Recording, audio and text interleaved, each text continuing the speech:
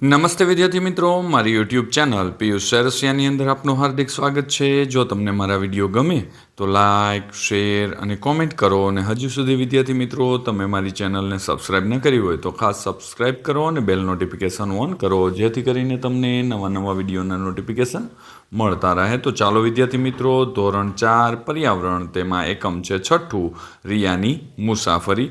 વિદ્યાર્થી મિત્રો, બીજી માહિતી આપી દઉં, આ માત્ર તમારી સમજ માટે છે, નહીં કે ઉતારો કરવા કે કોપી કરવા। જ્યાં તમને મુશ્કેલી પડે ત્યાં જ તમારે મારા વિડીયોનો ઉપયોગ કરવાનો છે, અથવા તમે લખેલું હોય તે તપાસવા માટે મારા વિડીયોનો ઉપયોગ કરજો। તો ચાલો જોઈએ પ્રશ્ન પહેલો, કે ભાઈ પ્રશ્નોના જવાબ લખો। તેમાં પહેલો પ્રશ્ન છે, ટિકિટ ચેકર ટિકિટમાં શું તપાસે છે?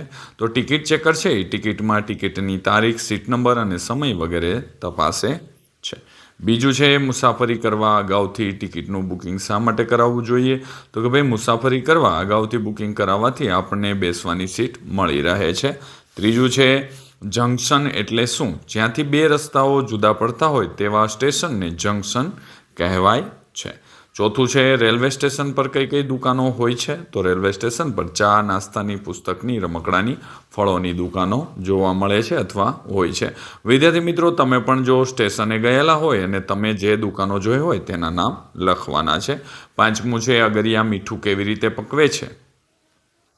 તો જવાબ છે, અગરિયા દરિયાના પાણીને અગરમાં ભરીને તેને સૂકવીને મીઠું પકવે છે। તેની પ્રોસેસ લાંબી હોય છે। વિદ્યાર્થી મિત્રો, છઠ્ઠું છે, કચ્છના નાના રણમાં રિયાએ શું જોયું? તો કચ્છના નાના રણમાં રિયાએ સફેદ મીઠાની ચાદર પાથરેલી હોય તેવું અને મીઠાના મોટા મોટા ઢગલા જોયા હતા।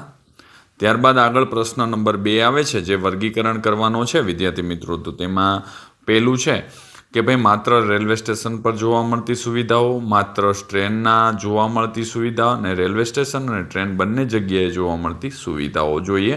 તો તેમાં માત્ર રેલવે સ્ટેશન પર જોવા મળતી સુવિધામાં ટિકિટ બારી, કુલી, કેન્ટીન, પ્લેટફોર્મ અને પ્રતીક્ષા ખંડ। જ્યારે ટ્રેનમાં તો કે બ્રેક સાંકળ, ગાર્ડ અને ટિકિટ ચેકર। જ્યારે બંને પર શૌચાલય, સમયપત્રક, રેલવે પોલીસ અને પંખા અને પીવાનું પાણી, આ બધી સુવિધાઓ બંનેમાં જોવા મળે છે। ત્યારબાદ પ્રશ્ન નંબર 3 આવે છે, બસ અને ટ્રેનમાં મુસાફરી દરમિયાન યોગ્ય વર્તન સામે ખરું અને અયોગ્ય વર્તન સામે ખોટાની નિશાની કરવાની છે। તો તેમાં પહેલું છે, ટિકિટ લીધા વગર મુસાફરી કરવી, તે ખોટું કહેવાય। બીજું છે, કચરો માત્ર કચરાપેટીમાં જ નાખવો જોઈએ, એ ખરું છે।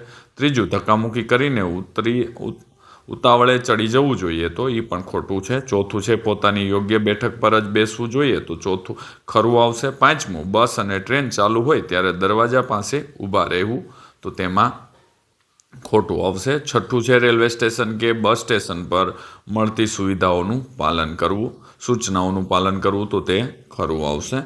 ત્યારબાદ પ્રશ્ન નંબર 4 આવે છે, ટ્રેન કે રેલવે સ્ટેશન પર જોવા મળતા વ્યવસાયકારો કે ઓળખો અને તેમના કાર્ય વિશે લખવાનું છે। તો અહીંયા તમે પહેલું ચિત્ર જોવો છો વિદ્યાર્થી મિત્રો, તો તે કુલી છે। તો કુલી લોકોનું સામાન ઉપાડવાનું કામ કરે છે। તે ટ્રેનમાંથી સામાન ઉતારી ગાડી સુધી પહોંચાડે છે, તેમના બદલામાં તેમને પૈસા મળે છે। ત્યારબાદ બીજા નંબરે છે, વ્યવસાયકાર રેલવે પોલીસ। તો રેલવે પોલીસ ટ્રેનમાં લોકોની અને લોકોના માલ સામાનની સલામતીનું ધ્યાન રાખે છે અને કાયદો અને વ્યવસ્થા જાળવી રાખે છે। બીજું છે, ફેરિયા। તો ફેરિયાઓ રેલવે સ્ટેશન પર વિવિધ ચીજવસ્તુઓ વેચે છે અને લોકો તેમને ટ્રેનમાં જ વસ્તુઓ મળી રહે છે। ત્યારબાદ આવે છે 4 નંબરે, લોકો પાયલોટ। તો તે ટ્રેનને ચલાવવાનું કામ કરે છે અને સ્ટેશન આવતા ટ્રેનને ઊભી રાખી અને ફરી આગળ ચલાવવાનું કામ કરે છે। ત્યારબાદ ટિકિટ ચેકર છે। તો ટિકિટ ચેકર ટ્રેનમાં મુસાફરી કરતા મુસાફરોની ટિકિટ તપાસવાનું કામ કરે છે। જો કોઈ ટિકિટ વગર પકડાય તો તેમને સજા પણ કરવામાં આવે છે।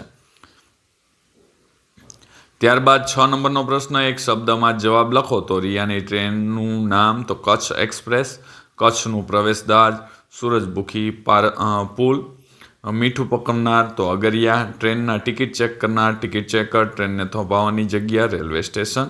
ત્યારબાદ આગળનો પ્રશ્ન, તો અહીંયા આપેલા વિકલ્પમાંથી સાચો વિકલ્પ પસંદ કરવાનો છે। તો પહેલામાં A, બીજામાં C, ત્રીજામાં D અને ચોથામાં B આવશે। જો વિદ્યાર્થી મિત્રો તમને મારો આ વિડીયો સારો લાગ્યો હોય તો લાઇક કરજો, શેર કરજો અને કોમેન્ટ કરવાનું ભૂલતા નહીં। તો ચાલો વિદ્યાર્થી મિત્રો, હવે મળીશું આગળના નેક્સ્ટ વિડીયોની અંદર। આવજો।